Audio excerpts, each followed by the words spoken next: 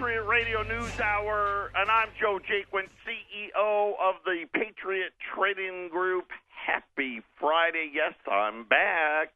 Our toll-free number, 800-951-0592.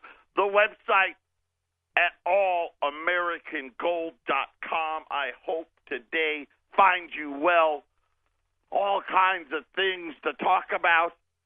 The Treasury Secretary was out today. We got the government jobs data. And we got it all. We got all kinds of stuff going on and more speculation about who the next Federal Reserve chairman is going to be. And the market's just almost schizophrenic today. Gold and silver were getting pounded this morning, and now they've turned around and gone completely the other way. Matter of fact, both are higher for the day. Matter of fact, gold's up over $4. Silver's up about 22 cents. We'll try to explain it all to you. Like I said, we've got the first negative jobs number in 7 years. And again, I'm going to tell you right now, it really doesn't matter day to day. But there is a definite trend that is here, and there is I don't know exactly what to call it, because I want to believe that the government is really trying to be, honest and straightforward with us, but it's really hard to do it anymore. I'm going to give you an update on the national debt today. Something very peculiar happened in the last 4 days. Remember, the government's fiscal year ended the last day of September, so we're going to break down the debt, what happened between last Friday and this Friday. I'm not sure, but we'll talk about that. Obviously, the jobs number, Steve Mnuchin, the Treasury Secretary, he's calling for a return to the wild, wild west. And you know what? I agree with him. Yeah, I do. I think, businesses should be able to do as they see fit within the law.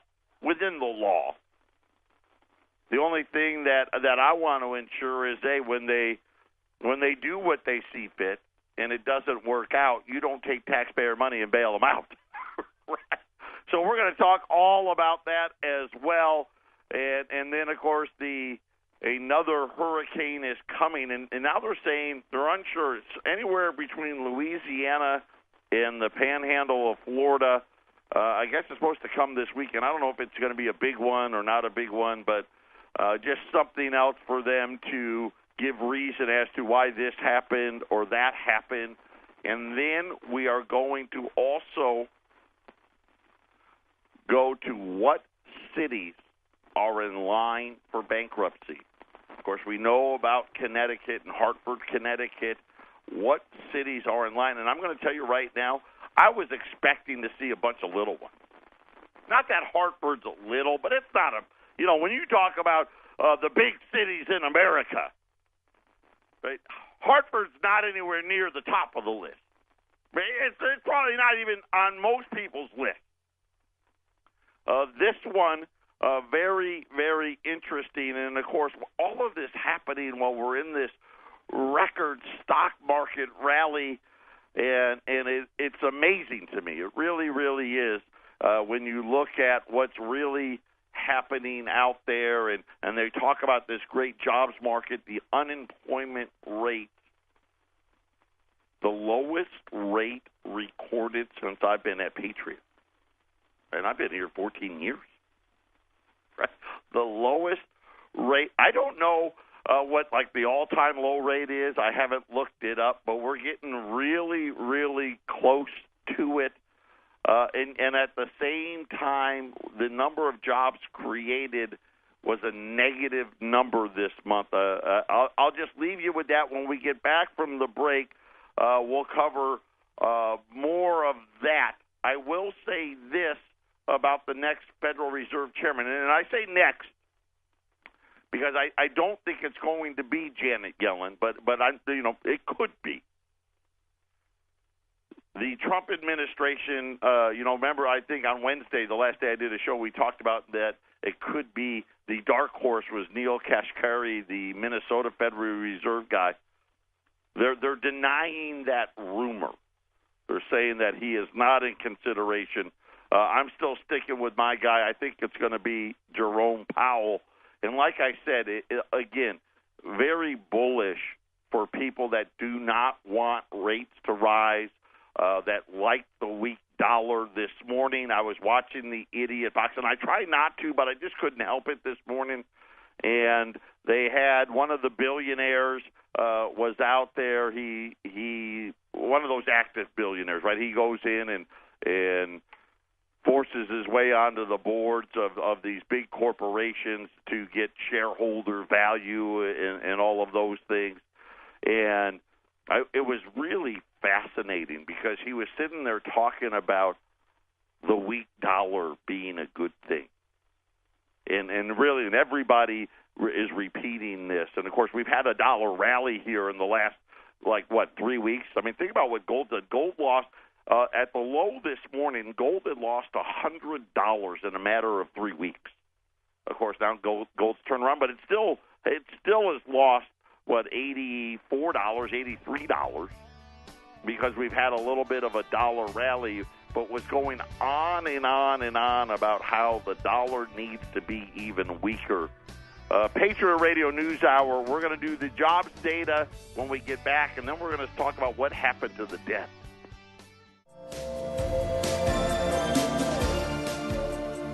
Patriot Radio News Hour, 800-951-0592, the physical delivery of wealth insurance.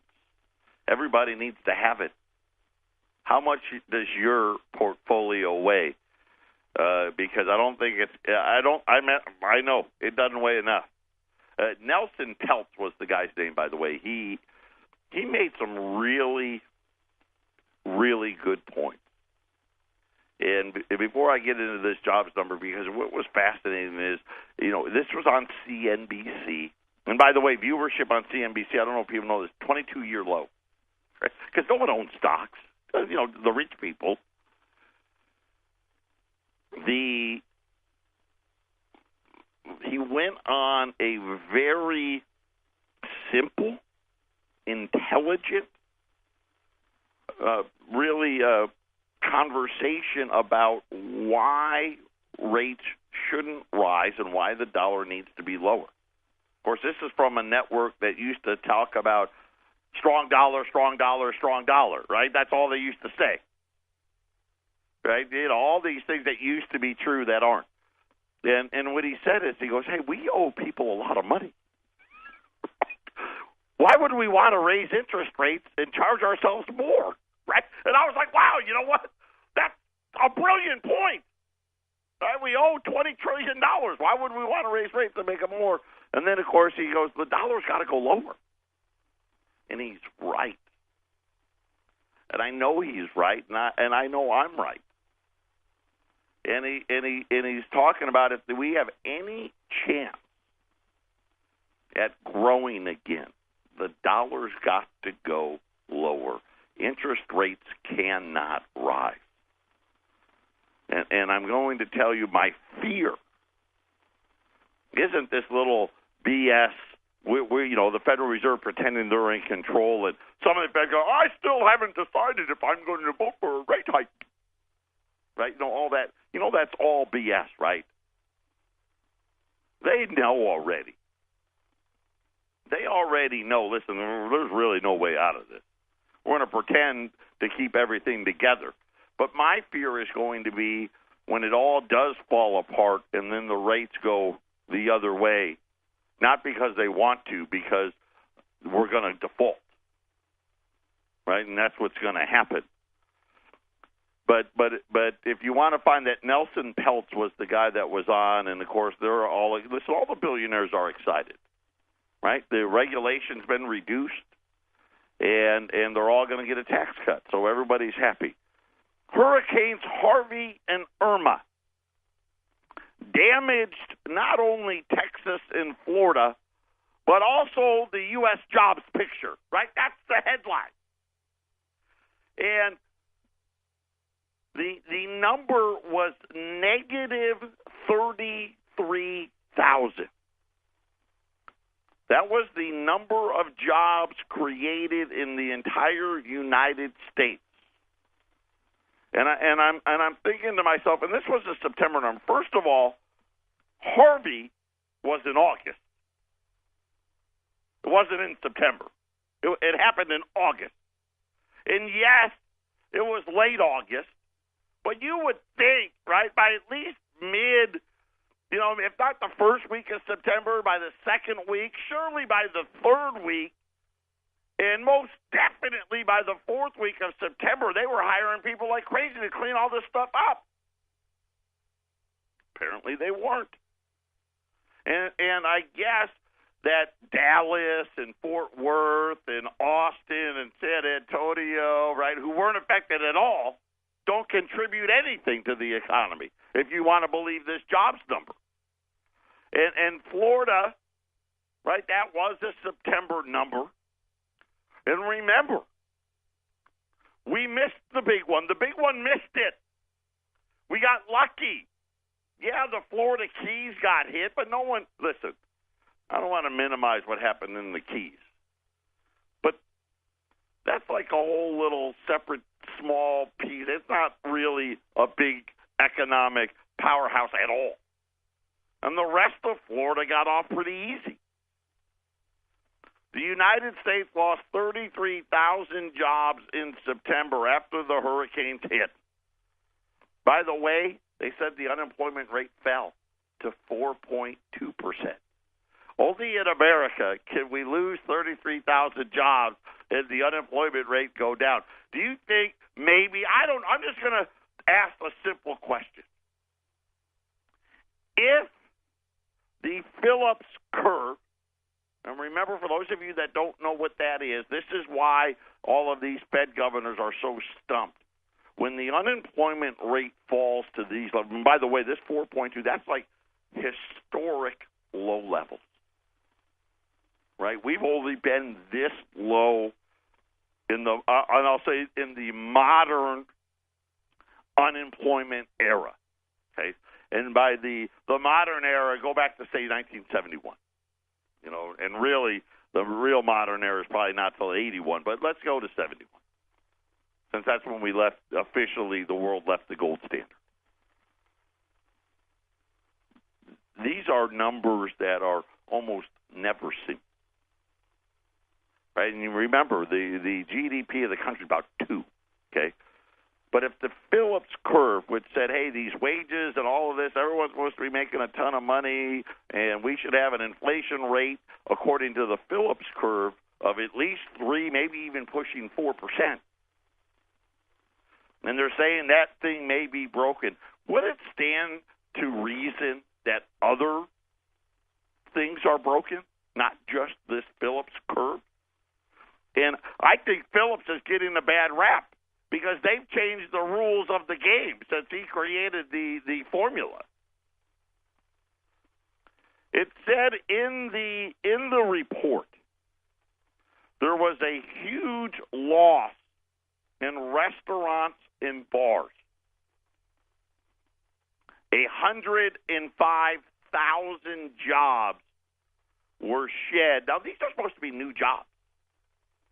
So are we to believe that Houston and Florida, and it was a lot of Florida, so I'll just say Florida in general, okay, the whole state, that they're responsible for all of the bars and restaurants opening throughout the country?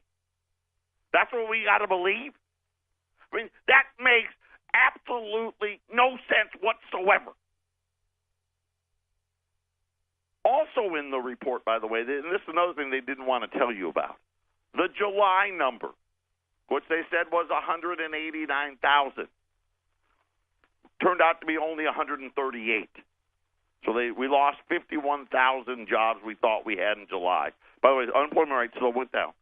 August, they did revise up by 13,000. So they went from 159 to 169.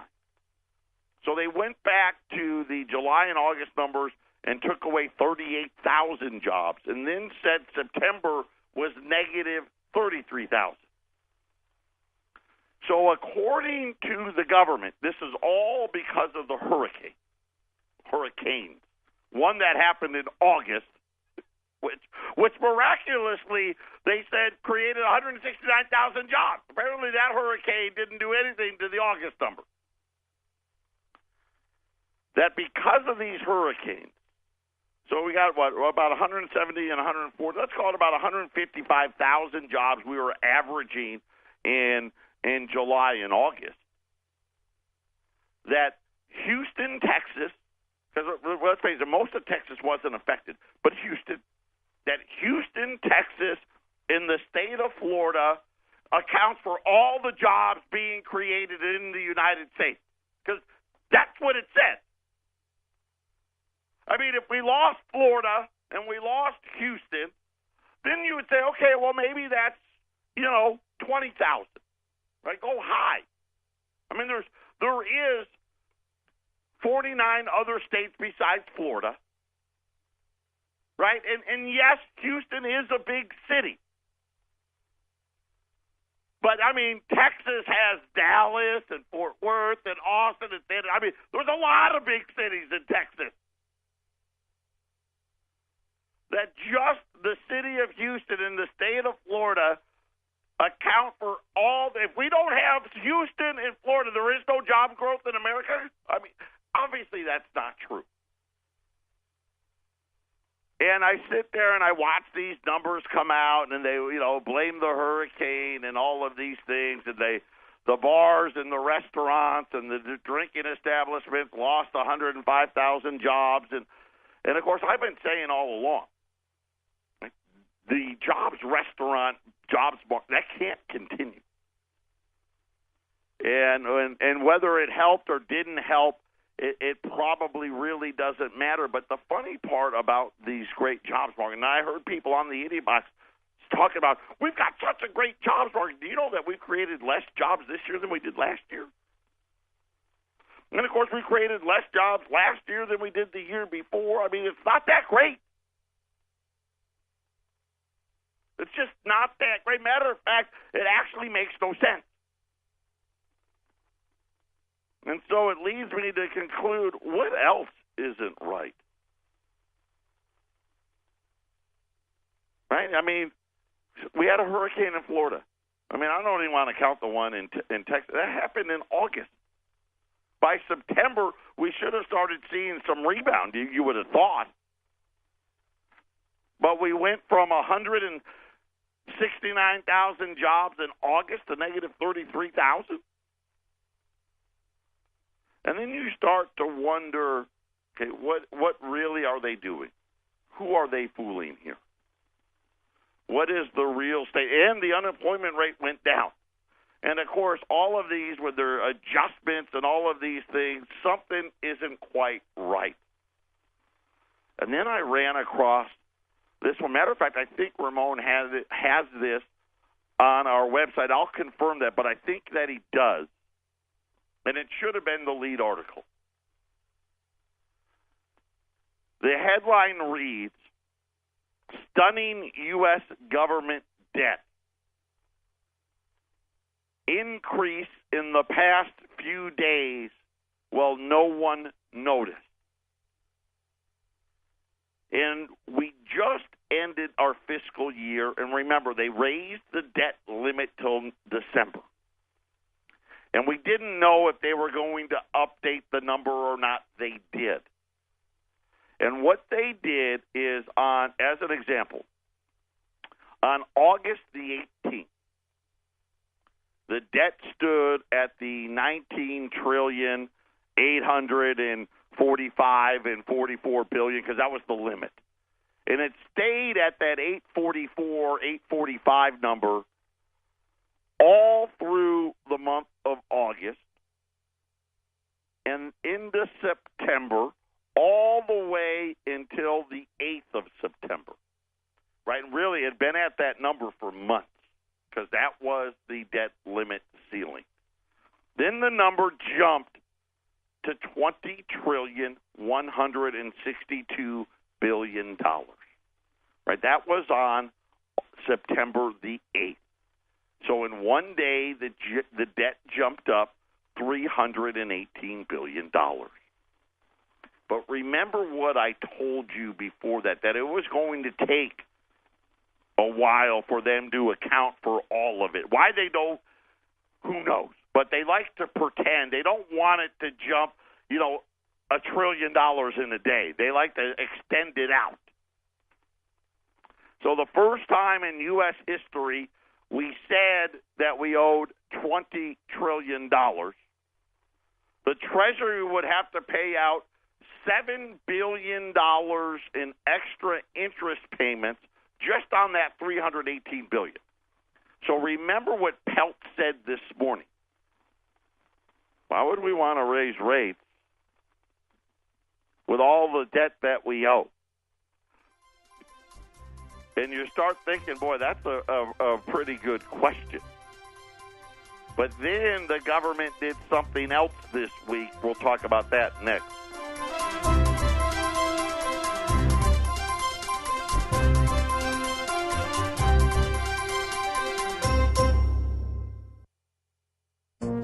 This is the Phyllis Schlafly Report, the conservative pro-family broadcast of Phyllis Schlafly Eagles, a leading voice for the sanctity of life, traditional education, the Constitution, and American sovereignty.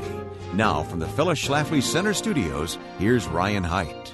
A decade ago, Phyllis Schlafly and others repeatedly urged President George W. Bush to pardon two courageous Border Patrol agents, Ignacio Ramos and Jose Alonso Campeon, who had been unjustly sentenced to 11 and 12 years in prison for doing their job in shooting a drug smuggler near the Mexican border. The smuggler was merely wounded in his backside, while our Border Patrol agents were sent to prison for more than a decade. Yet President Bush would not pardon the agents, even after one of them suffered a beating in prison at the hands of hostile convicts. Instead, Bush waited until his last full day in office and then merely commuted their sentences, leaving the agents to linger for additional weeks in prison and be hampered in finding good jobs after they finally were released. Trump's decisive pardon of Sheriff Joe Arpaio in August is in welcome contrast to the ineffective leadership of the past. Sheriff Joe was elected 6 times by the 4th largest county in America, Maricopa County in Arizona, a hotbed of illegal immigration and widespread crime caused by the illegals whom Joe worked overtime to arrest. This pardon was a necessary step to curb the misuse of the federal courts, which are now stacked with Obama and Clinton appointments who repeatedly rule in favor of liberal groups and against the will of the American people.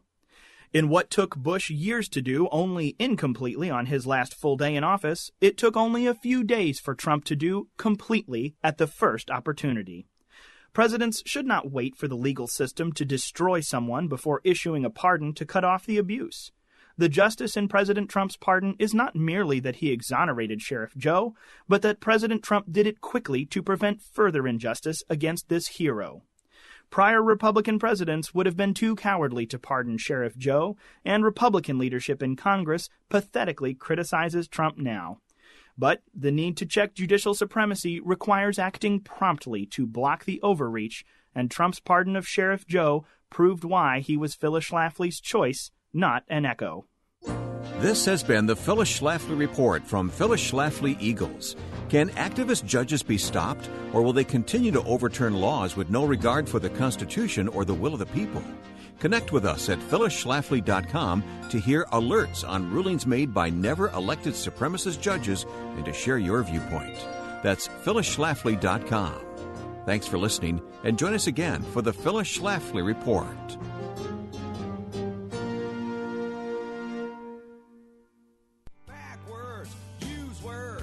Welcome back, Patriot Radio News Hour, 800-951-0592. Let's put it in perspective. In one day, the debt jumped $318 billion. That $318 billion equates to $7 billion in interest payment. And that's if they did it all on the 10-year note, right? If they, and which we know the government doesn't do. They do, 30-day, 90-day, 1 year, 2 year, 5 year. So it actually probably is a little higher than $7 billion. But we'll use a good case number. That means we're spending $450 billion just to pay the interest. Now imagine if the interest rates, went from where they are today at 1 to 1.25, and they want to double it. Right? They want to get to 2 to 2.25. Just imagine what happens to the national debt. So Peltz today was like, why would we do that? All this is going to do is cost us billions, hundreds of billions of dollars. Now, here's where it got interesting, though. At the end of September, which was the end of the government's fiscal year, remember, I've been telling you, right, the debt keeps growing. And they said that on September the 29th, that was last Friday, the debt was $20,244 billion. And about it had grown a little over 40, almost $50 billion from when they reset the debt clock. Then this week, after the fiscal year ended, the very next day that the government is open for business. So close of business on the 29th. You got the weekend. You open for business on the 2nd of October. And miraculously, the debt jumps $100 billion in a single day. So now the government, they didn't want to come out and tell us that the national debt was $800 billion. Right? They didn't want to do that, so they said, I know, let's move that $100 billion into next year and just say that we're at $700 billion and everybody's going to be happy. And I think the official number was $690 billion, something like that. And then the very first day of the next fiscal year, the debt jumps $100 billion in a single day. And they've added $11 billion to the national debt in the last 45 days, just in interest payments. They're still not done that $100 billion jump. We're probably going to get a couple of more of those as well between now and, knowing the government, probably stretch it into November, maybe even early December. And we are going to be, by the time we get to the end of this year, the calendar year, we'll have a debt that's quickly approaching $21 trillion. But for every $300 billion we add to the debt, you got to tack on another $7 billion in interest payments. And now a debt that's going to be $21 trillion, you're talking about national debt interest payments that are creeping up to $500 billion. The notion that the Federal Reserve will continue to increase rates and begin to liquidate its inventory of mortgage-backed securities that no one wanted in 2009 and 2010, as well as some of its high-quality Treasury toilet paper, is pure bullocks. By the way, this is one of my favorite sites, and the SRS Rocco. He's the one, and he does great work as well. And what I like is he takes, if you go to our website, Ramon's got this article on our website, he actually takes the screenshots from the government's own website, which is always my favorite, right? When you say, hey, listen, this isn't me making it up. I didn't go and do some complicated math. I went out and pulled it right off the government website. and talking about, where we're headed, and really it's almost impossible for us to really go anywhere from here. The interest rate, if it went back to 6.4%, by the way, that's what it was in 2000. When I tell the story all the time, when Sarah and we bought our first home in Anthem, right, it was $130,000. And it was, nothing fancy, 1,600 square feet, right? Brand new, $130,000. Now a brand new home's $300,000. But don't worry, the interest rate's a lot less. At 6.4%, which was a normal rate, by the way, for, think about it. If you go back to the 80s and the 90s, right? You throw out the 70s, we saw the spike, right? We had the super spike. But that's average. Interest on the debt would go up another $1.3 trillion, almost be $2 trillion. Just to go back to what would be considered an average interest rate for most of my adult life. And so when you really talk about what it is that when we turn on the idiot box, or we hear Janet Yellen speak, or we hear Steve Mnuchin, the Treasury Secretary, or President Trump, and all that, it's pure nonsense. Nonsense. You can't have rates rising at a time when the national debt already exceeds $20 trillion, and in the next 10 years it's going to be 40. And then you start thinking about what we would have to actually pay. And they talk about getting GDP to 3 or 4%, and really what they're talking about is what? We want inflation to rise. And it's almost a self-defeating prophecy. Because could you imagine if the economy was really growing at 4%, they'd really be raising rates? They would.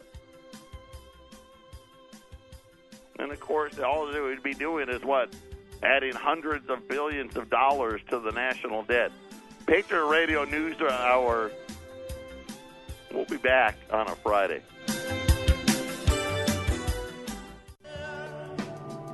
They've got the data screwed up so bad. They've made so many adjustments that today they try to convince us that without Houston and Florida, the United States loses 33,000 new jobs a month. Oh, and by the way, the unemployment rate will still be falling. Then we find out this week that the government miraculously,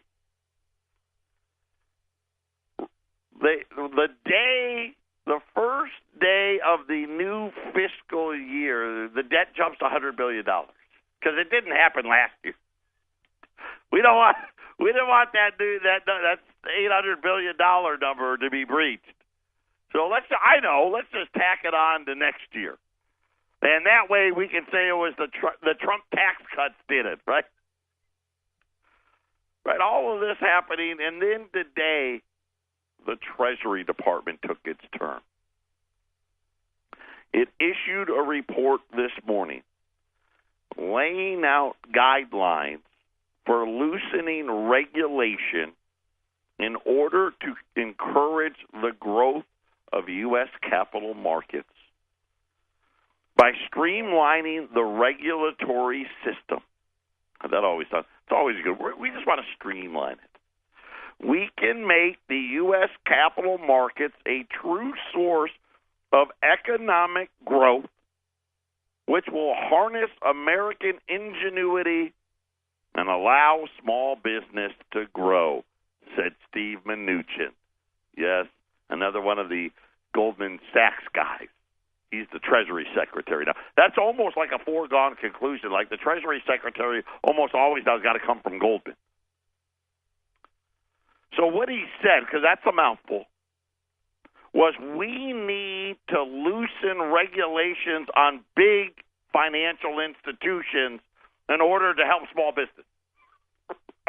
Who are you kidding? Right? Like, that's really, well, the only way that we can help small business is to give our buddies the opportunity to make hundreds of billions of dollars and more money, I guess, right? Let's just make life easier for them already. Of course, these are the same people. Of course, none of them went to prison. Matter of fact, none of them even admitted any wrongdoing. That caused the worst financial crisis since the Great Depression, right? And now one of their guys is saying, hey, we need to loosen, we need to loosen these regulations. We need to streamline. We need to streamline stuff for my friends, right, so that we can help small business. So I was like, okay, that's kind of the company line when it comes to when you hear anybody talk about regulation and tax cuts, all of it kind of the same. We need to give it to the richest of the rich, and then it'll trickle down to everybody else.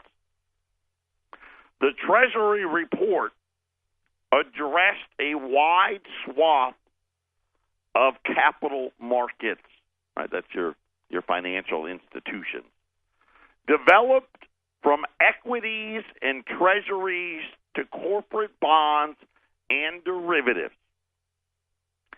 In light of the shrinking capital markets, the Treasury made several recommendations.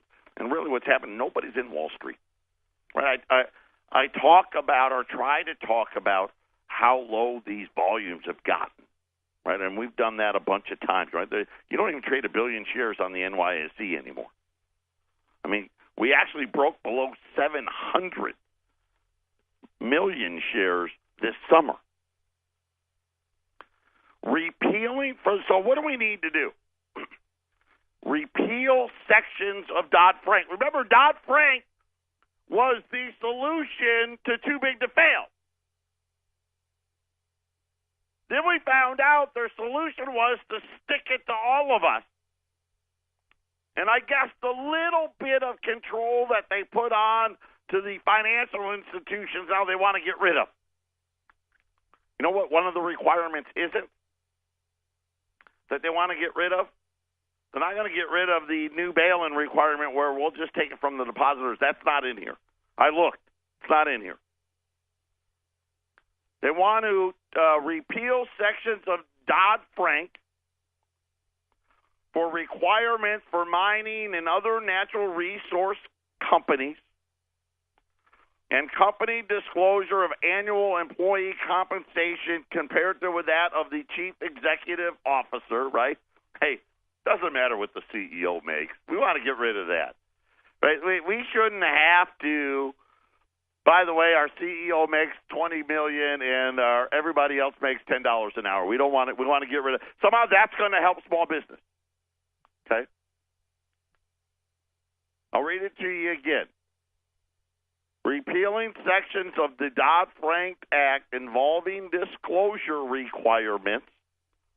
This one for mining and other natural resource companies, right? So this is your oil drillers, your oil companies, right? All of that, so natural gas. About having to disclose employee compensation compared with the CEO, right? That's apparently that costs a lot of money to do that, apparently, right? I know you go down to HR and you say print the payroll report so we can show it. Increase the amount that can be raised in crowdfunding to $5 million from $1 million. Okay, this is what we're up to. This is going to be brilliant. I'm going to create a crowdfunding site right now. And I'm going to set that limit at $5 billion because it's going to help us. I'm going to give you the other one that they came up with today. Patriot Radio News Hour. We'll be back after the break. By the way, this is 2 of 4. The Treasury's got 2 more reports. This is report 2.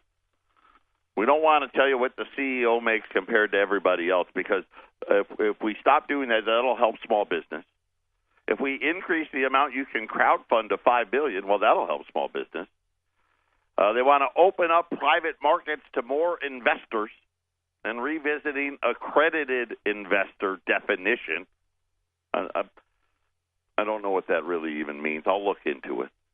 Limiting the use of informal guidance and no action letters or interpretation to impose new regulation, in contrast to making rules through notices and comments. Now, let's get rid of that.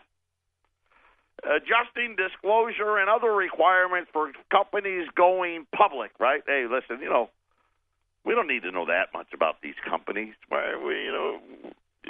Just investing your whole life savings into these. Why should we know so much? And here's what they're upset about. The Treasury pointed out the number of publicly traded companies in the United States has fallen by 50% in the last 20 years. Of course, most of that really occurring when? After the crisis, right? Because they brought rates down to nothing. And what did all these companies do? They just bought each other up. Most of this, too, by the way, and if you went back even further, it'd be even bigger. Because of the rules they changed to begin with that allowed all of these mega financial institutions to be created in the first place. But like I said, none of that's going to be out front. You're not going to read about or hear about President Trump talking about this. This is privately why all the billionaires are so excited, because, hey, they're going to make life easier for us to make a bunch of money. I mean, that's really none of what I read in there. I don't see how any of that helps small business. Do you? But yet there's the headline. U.S. $10 and $5 Indians. We've got them both on special today. The female $10 Indian at $6.85. The male $5 Indian, which, as most of you know if you've listened to me for any length of time, this is my favorite coin. I think it's the best coin we ever made. That's below $400 for the first time in a long time. $395 on the $5 Indian. Those are the gold pieces. Remember, the Indians came around when we introduced the St. Gaudens, but they didn't mint them for a lot of years because they thought they carried the plague, because they carved into the coin. It had that infused design on the $5 Indian. So the $5 Indians, $395. The $10 Indians at $685.